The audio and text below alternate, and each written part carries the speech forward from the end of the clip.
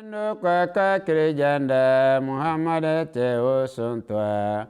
ilaha illallah Muhammadur Rasulullah Yendo kaka kirjanda Muhammad te usuntwa La ilaha illallah Muhammad. Aouz billahi minash shaitanir rajim. Bismillahir rahmanir rahim. Très chers téléspectateurs de la MTA, assalamu alaikum wa rahmatullahi wa barakatuh. Bienvenue une fois encore sur nos antennes pour la suite de nos programmes. Aujourd'hui, nous allons vous parler d'un sujet concernant le voisinage. Nous allons, de par les explications que nous donnerons à nos invités, vous faire comprendre l'importance de comment prendre soin de nos voisins, de comment accorder un très bon traitement à nos voisins. Et pour ce faire, nous avons ici deux invités du Togo. Nous avons le missionnaire Mama Bello, ensuite le missionnaire Abdou Yakoubou. Et donc, missionnaire Bello, tout d'abord, dites-nous d'abord ce que c'est qu'un voisin. Qui est-ce que nous devons considérer comme voisin? Merci. En fait, le voisin, c'est un proche, ou bien quelqu'un qui est auprès de nous. La proximité ici est mise en exergue, parce que lorsqu'on parle d'un voisin, l'idée derrière, c'est la proximité, le rapprochement. Ça fait que, à un premier temps, le voisinage ne concerne que les liens parentés. À un premier temps. À un premier temps. Puisque nous le verrons par la suite, lorsque le verset du Coran est venu parlant de cela, on a parlé des proches parents. Est-ce que vous voyez? Les proches parents sont ceux-là qui doivent venir avant la bonté que l'on fait envers un proche. Et c'est une manière de faire ressortir que les proches parents sont plus proches de toi que qui que ce soit. Et le terrain d'application est beaucoup plus large. Par exemple, si on prend l'exemple des musulmans, leurs voisins, c'est des juifs et des chrétiens. C'est des juifs et des chrétiens. Parce qu'il y a une proximité entre eux et les musulmans. C'est des croyants. C'est des croyants. Le Coran, chapitre 4, en son verset 37, dit ceci à propos du voisinage. A'ouz billahi minash shaitanir rajim. Wa'budu Allaha wa la tushriku bihi shay'a. Wa bil walidayni ihsana. Wa dhil qurba wal yatama wal masakini wal jari zil qurba. Ici, Allah dit quoi? À un premier temps, nous constatons qu'il y a un chemin ici. Il faut d'abord adorer Allah et ne rien associer à Allah. Et après cela, témoigner de la bonté envers les parents et les proches parents. Ensuite, les orphelins. Ce n'est qu'après ça que mention du voisinage est faite. C'est-à-dire que adorer Allah, montrer de la bonté envers les parents et envers les proches parents et les orphelins est primordial. Ça vient en premier lieu. Et c'est après cela que le voisinage a été mentionné. Alors faire du bien, le voisin qui vous est apparenté et le voisin qui vous est étranger vient. C'est-à-dire d'abord le voisin qui vous est apparenté, il faut le prioriser d'abord, et après cela, le voisin qui est étranger. Donc ici, comme je l'ai dit au début, c'est la proximité qui est mise en exergue lorsqu'on parle du voisinage. Proximité géographique? La proximité géographique ou bien la proximité du sang. Okay. Oui, oui. Puisqu'on a parlé d'abord des proches parents, ensuite on a parlé des parents. Est-ce que vous voyez? Donc voilà un peu ce que je peux faire ressortir pour ne pas lire tout le verset. C'est la partie qui nous intéresse. Ok, mais là, de par l'explication du verset coranique que vous avez donné, je pense que si je vous ai bien suivi, ça veut aussi dire que dans notre voisinage, nous n'avons pas seulement à considérer comme voisins nos confrères musulmans, mais toute personne qui est géographiquement proche de nos habitations doit être considérée comme notre voisin. Tout à fait. Donc nous sommes obligés à bien traiter selon les recommandations du Tout-Puissant Allah. Tout à fait. Merci. Missionnaire Yacoub, et maintenant dans l'explication qu'a donnée le missionnaire Bello, il fait ressortir que nous avons le devoir de traiter tout voisin sur, n'est-ce pas, le même pied d'égalité, qu'il soit chrétien, juif ou de n'importe quelle autre religion.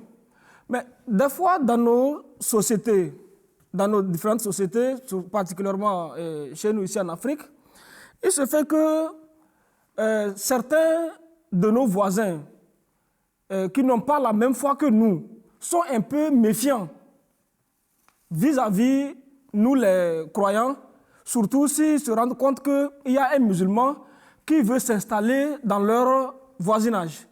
Et donc, s'il vous plaît, dites-nous comment nous pouvons rassurer à ceux-là qu'ils ne peuvent que se sentir en sécurité, à l'aise, en nous ayant dans leur entourage comme voisins. D'abord, je vous remercie. Le saint prophète de l'islam a donné des ordres formels, comme le missionnaire Bello vient de le lire dans le Coran. Le saint prophète, un jour, il était en compagnie de ses sahabas, c'est-à-dire de ses compagnons. Et il dit qu'il prend Dieu à témoin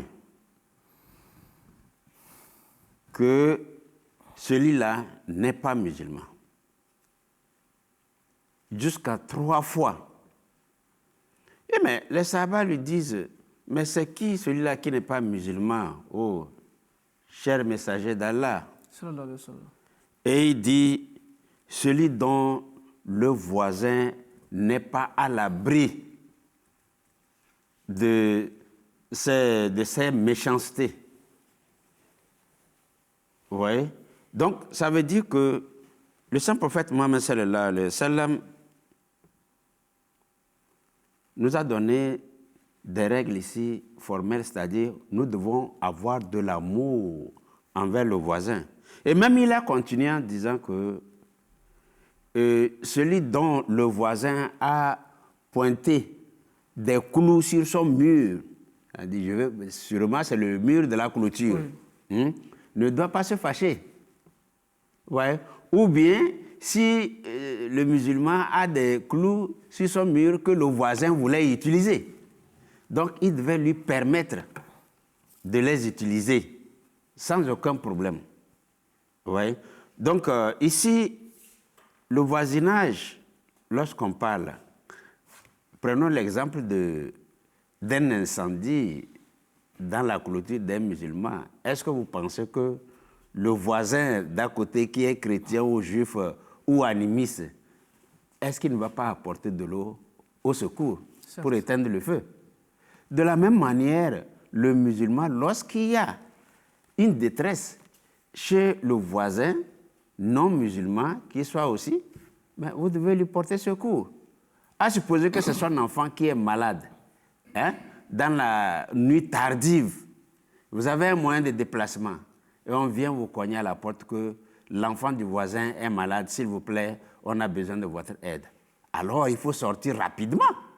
Ça, c'est les recommandations du saint prophète Mohammed sallallahu alayhi wa sallam. Il faut sortir rapidement pour aller et secourir cette famille qui est en détresse. Et celui qui est même, je peux dire, celui qui est même méchant envers son voisin, moi je vois que sa foi diminue. Hein. Il y a là-bas manque de foi. Non, mais il est clair même de par la disque que vous avez cité, oui, où le saint prophète sallallahu alayhi wa sallam dit il n'est pas croyant jusqu'à à 3 reprises. Oui. Et quand on lui demande, il dit celui dont son voisin n'est pas à l'abri de sa méchanceté. Oui, de son mauvais traitement. Vous voyez. Donc ça veut dire que ici, il n'est pas croyant. Ce n'est pas un musulman.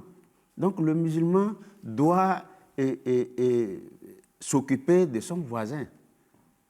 Qui qu'il soit. Qui qu'il soit. Quel que soit son rang social.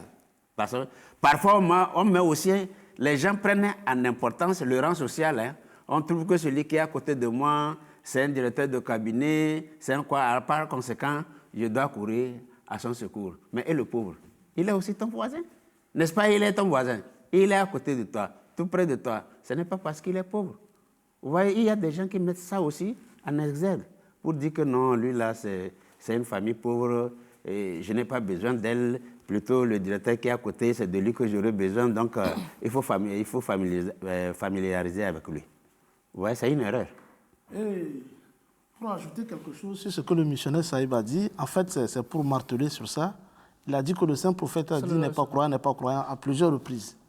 Ici, il est clair que lorsque quelqu'un n'est pas en bon terme, ou bien n'a pas de bonnes relations avec son voisin, il se fait lui-même du tort.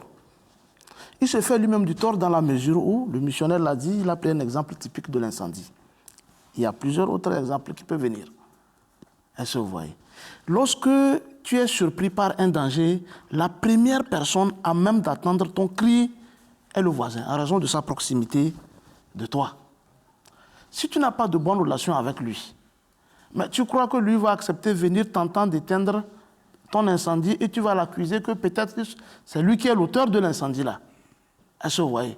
Donc il peut te laisser, pendant que tu es absent, il peut laisser ta maison brûler, consumer tout ce que tu as. Alors moi je trouve que si le saint prophète a mis de l'emphase sur ça, c'est pour faire du bien aux musulmans. C'est pour dire aux musulmans d'une manière ou d'une autre que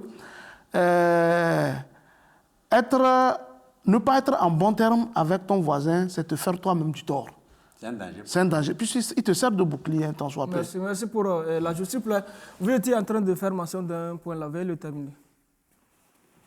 Oui, c'est-à-dire de la nécessité d'être bien envers même nos voisins de différentes fois. Oh, oui. Le 5e calife a donné un conseil à nous, chers frères et sœurs en islam, Ahmadi. Il a dit qu'un Ahmadi doit être en bon terme avec son voisin.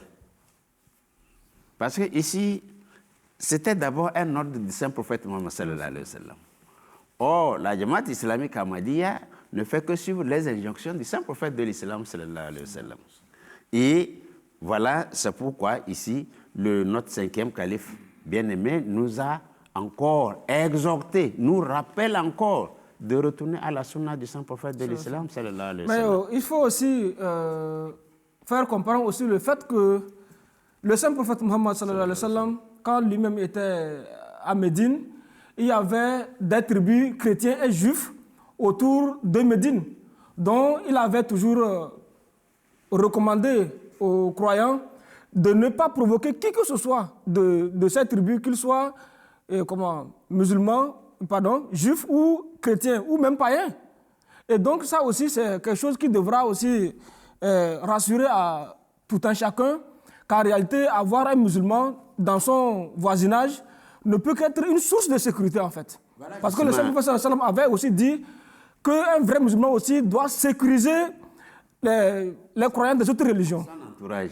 Et je vais augmenter quelque chose en disant que c'est au vu de votre bonne manière que les gens vont venir à l'islam. Parce que votre bonne manière n'est qu'un tabliq pour la propagation de votre religion. Vous voyez? Or, si vous êtes méchant envers votre voisin, vous pouvez même aller prêcher sur des kilomètres, hein? Ou bien ici, nous sommes sur un plateau. Lorsqu'un de mes voisins va me voir, il va dire, mais tiens, le vieux là, il est méchant. On dira c'est parce qu'il est musulman. Oui, et est-ce que son entourage va m'accepter? Déjà, ce mot méchant est rentré dans leur tête, dans leur cerveau, c'est fini. Donc l'islam n'est pas bon. Vous comprenez? Mais par contre, si je suis en commun accord avec mes voisins, il y a une certaine cohésion entre nous. Vous voyez que les gens se disent, ils ne diront pas que le vieux là est bon, mais ils diront la religion du vieux là est bonne. Vous comprenez? Ah, lui, c'est un musulman. Oh, lui, son islam est particulier. C'est déjà un point. Même illustrant ce même point, notre cher calife, qu'Allah le Tout-Puissant soit à son aide, tout récemment, quand il est retourné à Islamabad, dans son premier, je pense, dans son premier sermon de vendredi, il a exhorté tous les membres de la communauté à, où qu'ils soient, ce n'était pas seulement dans les entourages d'Islamabad où il se trouvait, où qu'ils soient, d'avoir de bons contacts, de très bonnes relations avec le voisinage. Et comme vous l'avez dit, il a aussi précisé le fait que c'est aussi une forme de tabligh. Et que par là, ceux qui nous entourent, qu'ils soient chrétiens, juifs ou d'autres religions, comprendront que non, nous les musulmans, nous sommes en réalité une source de paix, de sécurité, d'harmonie. Merci, M. Bello. À présent, vu l'importance du bon traitement du voisin, et comment pouvons-nous améliorer? Car il faut que tout le monde apprenne à comment avoir de très bonnes relations, être bien rattaché avec son voisin. Comment pouvons-nous améliorer cette relation entre voisins? Oui, merci beaucoup. Le noble messager de l'islam, Muhammad sallallahu alayhi wa sallam, a été clair dans ses propos en ce qui concerne le voisinage. Le messager de l'islam dit que pour maintenir tendre sa relation avec le voisin, un certain nombre de conditions ont été citées. Mais à un premier temps, moi je vais faire ressortir que c'est une forme d'adoration lorsqu'on est loyal, en bonne relation, avec son voisin, courtois, ma foi, envers son voisin. Est-ce que vous voyez? Oui, c'est une forme d'adoration. Puisque le missionnaire a cité dans les hadiths que n'est pas un croyant celui dont le voisin n'est pas sécurisé. Est-ce que vous voyez? Vis-à-vis de sa personne. C'est-à-dire celui dont le voisin n'est pas sécurisé vis-à-vis de sa personne, c'est que sa foi n'est pas bonne. Donc c'est une forme d'adoration. Alors le saint prophète a dit dans Sahih Bukhari, et je vais partir de là-bas, le saint prophète a dit que Djibril m'a tout le temps recommandé au sujet de mon voisin, tellement que, ou bien à telle enseigne que, un temps soit peu, j'ai commencé par penser que, ou bien le voisin peut être un héritier. Et quand on parle, comme un membre de famille, quoi. Quand on parle de l'héritage, en fait, c'est la proximité qui est privilégiée. Oui. C'est-à-dire que, vous verrez que même quand on regarde dans le Coran, comment Allah même a parlé de l'héritage, il a d'abord privilégié, les parents très proches, c'est-à-dire tes enfants, ta progéniture. C'est ceux-là qui doivent avoir avantager le plus, qui doivent prendre plus d'avantages dans l'héritage. Et après, eux maintenant, viennent les membres de la famille un peu plus reculés. Donc ici, c'est pour dire quoi? Celui-là qui doit bénéficier de l'héritage doit être quelqu'un qui est proche. Alors le voisin, selon l'explication du saint prophète Mohammed sallallahu alayhi wa sallam, doit être traité au même pied d'égalité que ses enfants. Que membre de famille. Que membre de la famille, proche. Est-ce que vous voyez? Donc le saint prophète lui donnait tout le temps des recommandations d'être bienveillant. D'être bienveillant. Il ne cessait de le dire. Il faut être bienveillant. C'est ce que Djibril alayhi salam disait au saint prophète sallallahu alayhi wa sallam. Oui. C'est ce que Djibril disait au saint prophète Mohammed sallallahu alayhi wa sallam. Et le saint prophète a eu l'impression que, ou bien le voisin peut être aussi un héritier. Il peut avoir le même statut qu'un membre de la famille. Vous savez, un membre de la famille, on a de l'affection pour lui, on lui accorde beaucoup de faveurs. Ou bien le voisin aussi doit en bénéficier de quelque chose comme ça. Mais attention, on ne l'a pas dit ça. C'est lui qui a pensé que, ou bien, on devait en arriver à ce point. Mais on n'est pas arrivé à ce point. Est-ce que vous voyez? Donc, dans un autre hadith également, Le saint prophète Mohammed sallallahu alayhi wa sallam a dit « Oh, vous les femmes musulmanes, qu'aucune femme ne néglige le bien qu'elle puisse faire à sa voisine, ne fût-ce qu'en offrant la patte d'un mouton ou d'une chèvre. » À son voisin. À son voisin. À sa voisine. Oui, oui. C'est-à-dire qu'il ne faut pas être lésé en apportant un soutien ou bien en apportant une aide à ton voisin. C'est le fait d'apporter, c'est-à-dire c'est le geste qui est important, l'intention derrière. Il ne faut pas négliger la chose que tu vas donner. Parce que ici, en fait, les pattes, j'espère qu'on est d'accord avec moi que sur un animal, la partie la plus détestée, c'est les pattes. Ça ne contient rien. Même s'il n'y a que ça que vous pouvez donner à un voisin, il ne faut pas hésiter de le faire. Parce qu'en réalité, ça part de ton cœur. Est-ce que vous voyez?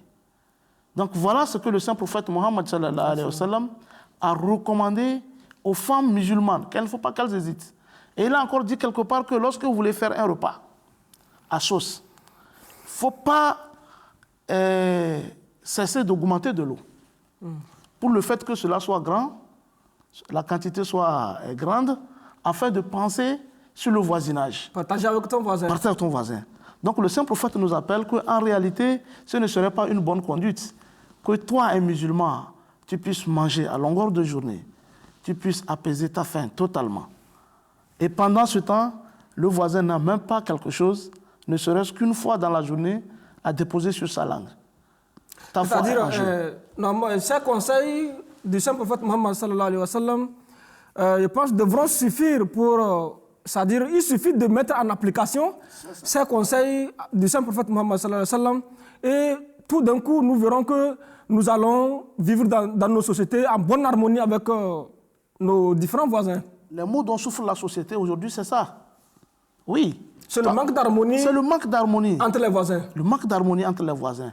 Puisque ce ne serait pas concevable facilement que toi tu puisses vivre patiemment, tu manges à ta faim, tu roules dans des voitures luxueuses, et au même moment, le voisin qui te connaît bien, à côté de qui tu es, a des difficultés pour gagner quoi manger. Ce sont eux qui vont perpétrer désormais des attaques contre toi. Ça cause alors des révoltes. Ça cause des révoltes. Il va dire non, mais lui là, c'est un pachard. Il est bon, mais il ne donne pas. Oui, je vais ajouter quelque chose à ce niveau pour dire que le saint prophète Mohammed sallallahu alayhi wa sallam, il a dit encore que n'est pas musulman celui dont le voisin passe 3 jours sans mettre le feu chez lui. Et il se tait. Vous voyez, le voisin a passé 3 jours, il n'a pas mis le feu. Tu n'es pas allé vers lui pour lui demander « Oh mon frère, qu'est-ce qui se passe ?» afin de lui porter secours. On se tait, on dit non, bon, tant pis. Et ce tant pis, ça fait de toi un non-croyant. C'est-à-dire un homme à une foi défectueuse. Oui, ça diminue ta foi. Merci, Missionnaire Yacoub. Maintenant, dites-nous, parce qu'aujourd'hui, il y a des voisins aussi, il faut le dire, il faut le reconnaître, il y a aujourd'hui aussi des voisins difficiles à gérer. Même si on est gentil, il y a quand même des voisins qui tentent des fois à rendre la vie vraiment difficile aux gens. Comment devons-nous nous comporter à l'égard de cela? Devons-nous les traiter de la même manière qu'ils nous traitent ou bien on doit être différent? C'est vrai, les gens, au vu de leur religion, ils ont pris d'autres comme s'ils étaient des gens en arrière-plan. Nous prenons l'exemple des locataires d'une maison qui sont des musulmans. Mais qu'est-ce qui se passe? On trouve que ces musulmans-là, au fait, sont sales. Alors que le saint prophète de l'islam, sallallahu alayhi wa sallam, il a dit « At-tahur, shatr al-iman » que la propreté est la moitié de la foi. Mais ces gens, sans seulement que vous allez voir, lorsqu'ils lavent leurs assiettes, ils font la vaisselle, ils sortent des croûtes de vieille nourriture là, et puis on jette dans la rue. Soit on jette comme ça dans la maison, où les gens peut-être peuvent se reposer.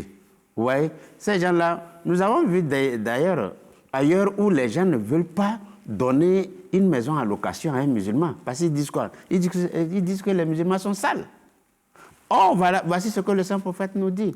que la propreté est la moitié de la foi des musulmans. Mais pourquoi devons-nous rester sales? Mais là, vous exhortez alors là, ici, aux musulmans, d'éviter ce qui peut amener les autres religieux à nous détester. C'est-à-dire à ne pas vouloir, nous avoir à leur entourage. Oh, oui. Et en plus de cela, il y a par exemple, s'il vous plaît, nous faisons des azans, l'appel à la prière. Là. Je pense que nous devons faire ça d'une manière modérée pour que ça ne gêne pas le voisinage. Donc, parce que tous les lieux, c'est-à-dire où la portée que votre appareil a, ils sont vos voisins alors. Donc, que ça ne les incommode pas. Il y a aussi, par exemple, des prières nocturnes que nous faisons lors de jeûne de Ramadan. Il y a des prières nocturnes que nous avons communément appelées Laylatul Qadr, c'est-à-dire la nuit du décret. Et les gens sortent à tue-tête sur à partir de minuit. Oui, à partir de minuit, c'est les micros, ça crie par là, ça crie par ici. Et le voisin, est-ce que le voisin est obligé de se lever comme toi? Le voisin païen, chrétien ou juif? Chrétien ou juif. Il n'est pas obligé de se lever. Et peut-être qu'il n'est pas dans un bon état, voilà. qu'il est souffrant. Il serait peut-être malade et puis c'est fini. Donc je pense, nous exhortons alors nos frères et sœurs musulmans à faire en sorte qu'il y ait cette bonne manière de vivre, cette cohésion, cette entente, cet amour-là, afin que notre foi augmente, afin que notre religion soit la meilleure des religions dans le monde. Oui. Merci. Merci. Mais il faut aussi noter, il y a un très bel exemple que le saint prophète Mohammed sallallahu alayhi wa sallam avait donné. Cela concernait cette femme-là qui jetait les ordures sur lui à chaque fois qu'il allait à la mosquée. Mais elle était quand même difficile à supporter. Mais un jour il passait, quand il s'est rendu compte qu'il n'y avait pas d'ordures tombées sur lui, il a cherché à comprendre et il a trouvé qu'elle était malade. Et il avait apporté son assistance. Ce qui avait même beaucoup plu cette femme-là, qui avait finalement compris que c'est plutôt elle qui était en erreur. Et donc, par là, nous pouvons très facilement corriger nos voisins qui peut-être sont aussi difficiles à supporter, comme l'exemple de cette femme. Oui, justement, il y a encore des incidents... S'il vous plaît, vous avez quelques secondes. Oui, des incidents beaucoup plus marquants en ce qui concerne la vie du saint prophète sur son voisinage. Et ça l'a servi beaucoup à prêcher. Comme le missionnaire Yacoub l'a souligné précédemment, le saint prophète se rendait à Médine. En quelques secondes. Il se rendait à Médine, il a croisé une vieille qui souffrait avec son fagot du bois. Alors le saint prophète a pris ce fagot du bois et il a amené ça à destination. Mais on avait déjà véhiculé la campagne contre lui qu'il est mauvais. Maintenant, quand le saint prophète devait partir, elle l'a demandé comment il s'appelait. Il dit qu'il s'appelle Mohammed. Il dit, mais ce n'est pas toi à propos de qui on disait que tu vas venir à Médine et tu vas créer de la zizanie. Il dit, oui, c'est moi. Il dit, alors ça veut dire que c'est quelque chose concocté de toutes pièces, c'est pas vrai. Quelqu'un qui peut faire cela ne peut pas rendre service à quelqu'un comme moi. D'abord, on n'est pas de la même foi. Je suis âgé. Est-ce que vous voyez? Tu as sympathisé avec moi. Merci. Merci, très chers invités. À vous, téléspectateurs, nous sommes à la fin de notre programme d'aujourd'hui. Vous avez tous compris l'importance du bon traitement du voisin. Et donc, nous devons tous rester constants et avoir créé de très bonnes relations et mener une vie harmonieuse dans nos différentes sociétés afin que nous puissions aller de l'avant. Restez avec nous sur nos antennes pour les prochains programmes. Assalamu alaikum wa rahmatullahi wa barakatuh. Bibe wa baramaka nyame Muhammadu tu nyame smafo la ilaha illallah Muhammadu Rasulullah